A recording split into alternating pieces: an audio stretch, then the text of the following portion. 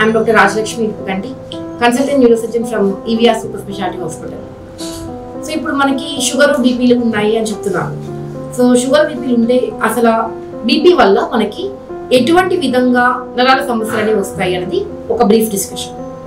So ఇప్పుడు BP tablets ఉన్నాయి, మీరు కంటిన్యూస్ గా బీపీ టాబ్లెట్ వాడుతున్నారు, still your diastolic BP is higher than 90 or 100. అంటే డయాస్టోలిక్ బీపీ అంటే కింద ఉన్నటువంటి బీపీ లెవెల్. సో సిస్టోలిక్ కన్నా పైన అంటే పైన దాన్ని సిస్టోలిక్ అంటాం, కింద దాన్ని డయాస్టోలిక్ అంటాం.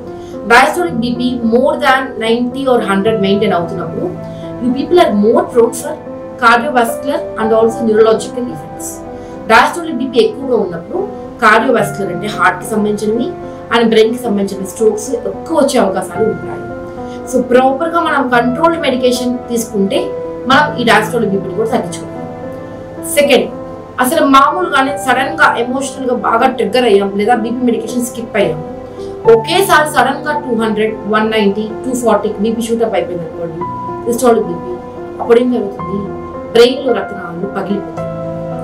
సో బ్రెయిన్ లో రక్తనాళాలు పగిలిపోయినప్పుడు ICH అంటే ఇంట్రాసెప్టరల్ బ్లీడ్ అవుతుంది. ఇంట్రాసెప్టరల్ బ్లీడ్ అయినప్పుడు ఏమవుతుంది, పేషెంట్ కి అది చిన్న బ్లీడ్ అవుతే టైం తీసుకుని రికవరీ అవుతారు, పెద్ద బ్లీడ్ అవుతే సర్జరీ అవుతుంది. And that becomes in again high risk condition. Brain లో రక్తనాళాలు పగిలిపోతే it will become very high risk condition. Hypertension అంటే బీపీ బాగా షూటప్స్ ఉన్నప్పుడు సడన్ గా బ్రెయిన్ రక్తనాళాలు పగిలిపోవడం వల్ల, బ్రెయిన్ లో బ్లీడ్ ఎక్కువ అవడం వల్ల మనిషి అన్కాన్షియస్ అయిపోవడం, వామిటింగ్స్ రావడం, ఒక పక్కన చెయ్యి కాలు అప్పటికప్పుడు జారిపోయి పడిపోవడం, మనిషి ఫిట్స్ వచ్చేయడం, కోమాలకు వెళ్ళిపోవడం జరుగుతుంది.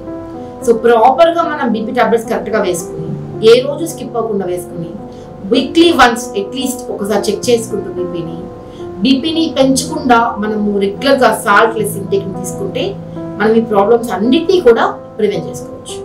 Thank you.